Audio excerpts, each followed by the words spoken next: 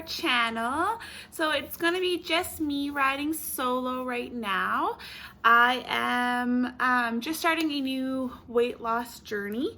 So I thought I would start documenting it week by week on progress and all that stuff. So I have already completed 1 full week so far. So I started last Sunday technically, and I've lost 3 pounds in 1 week, and a lot of that's just going to be water weight, but I'm still happy with that. I will take it as a big success. What I'm going to do is I'm just going to let you guys know what I have incorporated in this 1 week, and each week I'm going to incorporate something else new to help with reaching my goals each time. So my first actual goal is 6 weeks from now. I'm not going to release how much weight I would like to lose and how much weight I'm at when it comes to in 6 weeks time, so around June 30th. I will let you guys know where I was at to start with and how much I have lost in that roughly 6 week span. Just because I'm cautious. For the most part, I just don't want to disclose it because I'm just not ready. I'm not ready to talk about how much weight in total that I'm at this moment and how much weight I'd like to lose. I just don't want anyone commenting negatively about that. So that's why I'm going to keep it as a secret for now. And then in 6 weeks, I think I'll be more confident to discuss that a little bit further. What is leading me to work on weight loss and stuff like that is a huge realization that I eat like crap, as most people do. It's just fast food and easy, convenient food is in your face every day, all day. Having 3 kids and being at home, trying to find the time to meal prep or eat the right foods is tough. Like eating healthy and cutting fruits and vegetables and all that stuff. It's just redundant. I can't even say it's time consuming because when it's all said and done, it's really not that much time. I can cut up a carrot in the same amount of time as I can slice a pizza, but that pizza sounds more appealing to me. So that's where it's just about perspective and trying to get motivated to the reasoning behind what I'm eating and why am I eating so poorly. I make sure that my kids have a well-balanced meal with carbs, a protein, a fruit and vegetable for every meal. And making sure that their snacks consist of the same thing. And then they do have a few little sweet treats here and there. I don't know why for me, I can't do the same and I don't have it in my mental gain to be motivated to want to eat all of that stuff. Convenience always takes over. So it's so easy to grab a bag of chips or a handful of chips, a cookie or chocolate bar than it is to want an apple or an orange. So I want to work through that because I feel it every day that I'm eating crap food. I feel it in my joints, I feel it in my back, I feel it in my belly, I feel it in my skin, in my hair, that I'm not healthy and I feel it and I want to change that. So that is why I am doing what I'm doing. I mean, if I could lose a little bit of weight and feel a little bit better about myself, that's always a surplus, but that's not my main reason. It is a motivational reason for sure, but it's not my main focus. My main focus is that I feel like crap. So I think it's because I eat like crap. So I want to change that and see how that goes. So let's get into talking about what I did this last week to lose 3 pounds. So I'm going to talk a little bit into threes since I've lost 3 pounds. So I will let you guys know 3 things that I did and then 3 things that I'm going to do for next week. It's all about kind of constantly switching up your goals and how you're going to accomplish them. First things first is the one thing that I did is I started a journal. It's a food journal. All I'm doing is documenting, am I really hungry? So that time when I'm, right after a meal, you're like, I really want that cookie, or I really want that, sweet treat, the dessert afterwards. Am I really hungry? Am I? Probably not.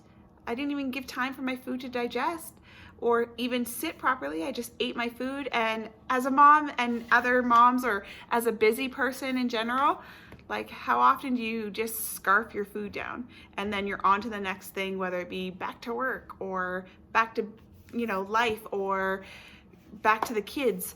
You don't have time to let it settle and actually register whether, am I really hungry? So I've started a journal to write down every time I think I'm hungry. I write down, am I really hungry? What am I feeling? So is my stomach growling? Do I have the little bit of weak shakes, a headache? Headache's a huge indicator of a sugar withdrawal, or an imbalance in your like electrolytes and all of that stuff. So things like that, am I thirsty? When was the last time I had water? Should I go and drink an 8-ounce glass and then wait 15 minutes and see, am I really hungry? It makes you really realize how often you're reaching into the pantry or into the cupboards. You don't need to write it down. I'm a visual person. I like to write things down, and then I will forget about it when it comes to big ticket items. I don't like to document my food. I don't like to count calories. I don't like to do any of that because I feel like you can eat whatever you want as long as you're paying attention to how often you're eating it. So that's why I'm writing down just if I'm hungry and what I'm thinking about eating. It's just to register how often am I trying to eat? How often am I trying to grab that cookie or that bag of chips? So that hopefully I can start spacing that out and grabbing more of the healthy foods first, and then having those little indulgements in moderation versus having the indulgements first and having the fruits and vegetables in moderation. So, which is kind of what I've been doing, especially after having baby number 3, where it's just whatever's the easiest thing to satisfy me, I'm gonna grab, but it's not always the most filling and healthy. So that's what I started doing. If I was out and about at work, I'd probably do it on my phone and stuff like that too, versus carrying the journal around. But since I am home 99% of the time, the journal works well for me. I also jot down just a few of my thoughts and stuff like that too, and all that stuff. And then in the weeks to come, I'm going to incorporate a little bit of other stuff into the journal as well. So you want to stay tuned for that. But for now, I'm starting off slow. I had a huge weight loss triumph in my first week of 3 pounds. I don't expect this to happen every week. That would be awesome if I could, but realistically 1 to 2 pounds is a very realistic attainable goal. So I'm going to aim for that minimum, and then the few other times that I might add in like a big hike or anything like that where you're kind of really working your body for a longer period of time, I'm gonna hope for a little bit more, just to stay on track with my overall goal of incorporation and trying to really get back into my healthy lifestyle. The other thing too that I've been doing, so number 1 was the journal, which we just talked about. Number 2 would be just watching what I'm eating. So actually registering, like, how much salad dressing am I putting on a salad? Do I really need that much? And what I've been doing is grabbing a measuring spoon. I'm not restricting myself yet, but because I'm acknowledging, I find myself not needing as much. So as an example of my salad, I would take a tablespoon to see how much tablespoons would I normally use. And I'd start with 1, and instead of just like doing that whole like squirt, squirt, squirt, and then mix, I would do 1 tablespoon, mix my whole salad, and then look at it. Okay, yes, I need some more, so I do a 2nd tablespoon, mix it up. So, and realistically, I feel like it is actually a lot less than the freehand pour of salad dressing. Same thing with cooking. So if I am cooking meats like chicken, hamburger, pork chops, all that stuff, I am only cooking it in water and not using any oils or butters. It's something that one of my good friend's mom told her, and she told me when I lived with her. And it's something that I used to do for the longest time, and I don't know why I got away from doing that, but I'm incorporating that back in. It cooks the meat the exact same, just with less calories and less fat. So there's already in a lot of meat, not necessarily the chicken, fish, and stuff like that. They have lower contents of fat compared to like hamburger and pork and all that stuff. But adding in that extra fat, then it doesn't give me any wiggle room to add dressing onto my salad, which, let's be real, who's really eating salads with no dressing? Not this girl, that's for sure. Yeah, so that is the other thing, is just being mindful of how much sauce that I'm using, how much fats that I'm using, and just kind of registering that and limiting that a little bit, so that I don't overdo it in that aspect, and that's taking away a little bit of calories without even me really trying, because my salads taste no different with that less of a dressing, and then just monitoring it and making sure that I'm not overdoing it. The other thing that I started doing is adding a green tea in the morning before I eat anything. I'm not a hot drinks girl, I told you guys this before, but I am incorporating it. There are huge benefits for green tea, especially with overall just kind of boosting up your metabolism. The caffeine in it obviously gives you a good kickstart in the morning too, and just warm liquid in the morning kind of gets everything flowing as it should.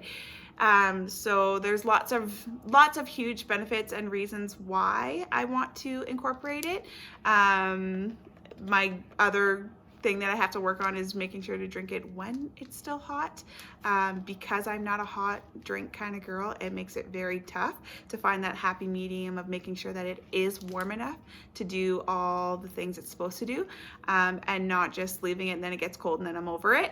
But that is a work in progress, and I am confident that it will be an everyday item on my list, and then long term I would like to replace coffee with the tea, but we'll get to that in the weeks to come, and that's going to be a different choice if I decide to do that.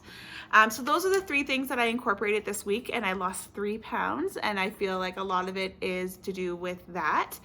And then now we'll move on to what are the 3 things that I'm going to incorporate for this coming week that we are actually moving into. So number 1, I'm gonna add 20 minutes of committed workout a day. So either I get out after Nick gets home from work, I do something when the kids are napping that is above and beyond, so not my regular routine. So if I'm going to incorporate 20 minutes of either yoga or Pilates for me, because I have a whole core that I need to work on because of 3 C-sections. So I am going to incorporate that. That's going to be my main focus for this week, and then I might dabble into a few other things. So I will definitely let you guys know that. The other thing that I want to do is limit my snack intake. So limiting it to a guaranteed only 2 a day.